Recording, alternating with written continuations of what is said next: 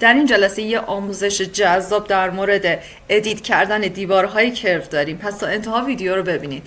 سلام، من الهام کیانی هستم و با کانال یوتیوب الهام آرکن لایف با شما همراهم. دوستان اگر تا به این لحظه کانال رو سابسکرایب نکردید بزنید رو دکمه سابسکرایب، نوتیفیکیشنتون اکتیو کنید که هیچ آموزشی رو از دست ندید. در این جلسه میخوام یه نکته جذاب در مورد ادیت کردن دیوارهای کرو بهتون بگم، به خاطر اینکه دیوارهای کرو رو نمیشه به کمک ادیت پروفایل ادیت کرد. بدون معطلی بیشتر بریم وارد رویت بشیم و آموزش رو شروع کنیم. برای ادیت کردن دیوارهای استریت کافیه که شما دیوارتون رو انتخاب کنید، وارد 3D بشید، دیوارتون رو انتخاب کنید و ادیت پروفایل رو بزنید و پروفایلتون رو ادیت کنید. بر فرض مثال من این رو پاک میکنم، از اسپلاین استفاده میکنم،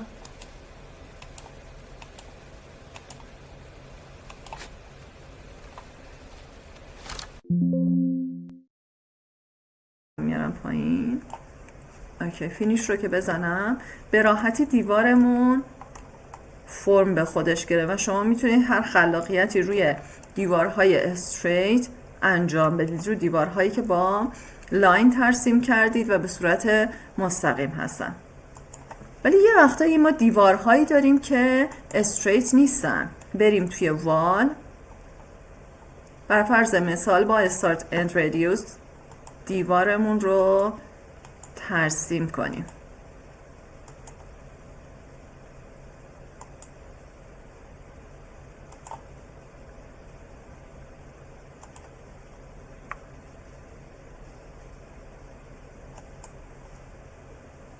مجدد انتخاب میکنم.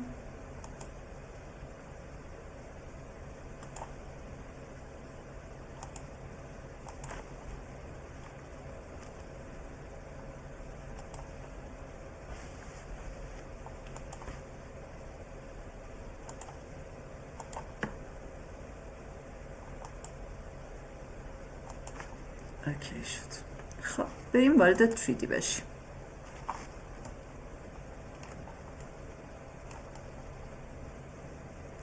خب دوستان، این دیوارهای کرو ما اگر دیوار کرومون رو انتخاب کنیم، ادیت پروفایل ما در قسمت مودیفای روشن نمیشه. پس به چه صورت میخوام من این رو ادیت کنم؟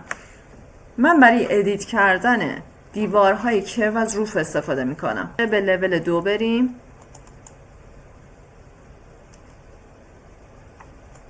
از تب آرکیتکچر روف رو میزنم و روف بای اکستروژن رو میزنم. خب باید اینجا یه رف پلین انتخاب کنیم. خب قبل از که بیام اینجا اجازه بدید یه رف پلین ترسیم کنیم. یه رف پلین اینجا ترسیم میکنیم که بتونیم روفمون رو بر روش هاست کنیم. و به خاطر داشته باشید که هر رف پلینی که در رویت ترسیم میکنید بهش حتما اسم بدید. به تب آرکیتکچر میرم،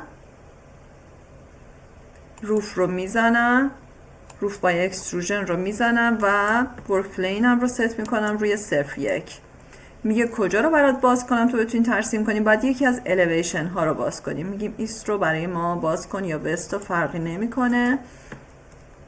میگه روی کدوم لول ترسیمش کنم؟ روی لول 2 میذاریم.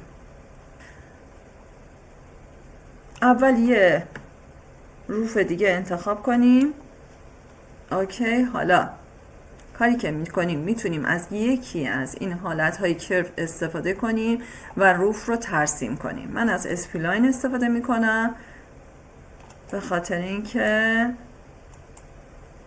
کاملا دستتونه و میتونید به هر صورتی که میخواین اونو تغییر بدید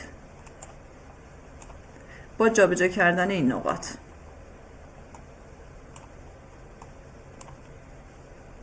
خب فینیش رو میزنم، میرم وارد 3D میشم، اکسترودش میکنم، از این ورم یکم اکسترود میکنم، یکم هم شاید بیاریمش پایین تر بهتر باشه. ادیت پروفیل رو میزنم،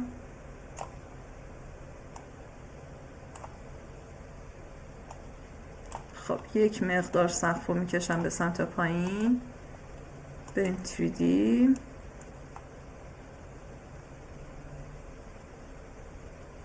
اوکی. دیوارها رو همه رو به کمک دکمه تب انتخاب میکنیم. اتش تاپ رو میزنیم و تاپ رو انتخاب میکنیم. خب میبینید کلن حالت دیوار عوض شد. کلن حالت دیوارهامون به شکل سقف در اومد. روف رو انتخاب کنیم و از اینجا هاید المنت رو بزنیم. میبینید که شکل های خارق العاده میتونید با این روش طراحی کنید و در پروژه هاتون ازش استفاده کنید. دوستان این هم یه آموزش کاربردی و جذاب برای ادیت کردن دیوارهای کرو. امیدوارم که براتون مفید واقع شده باشه. اگر دوست داشتید لایک کنید، برای دوستان مهندستون شیر کنید. همچنین اگر سوالی در طول مشاهده ویدیو براتون پیش اومد حتما کامنت کنید، پاسخگو هستم. موفق باشید. خدا نگهدار.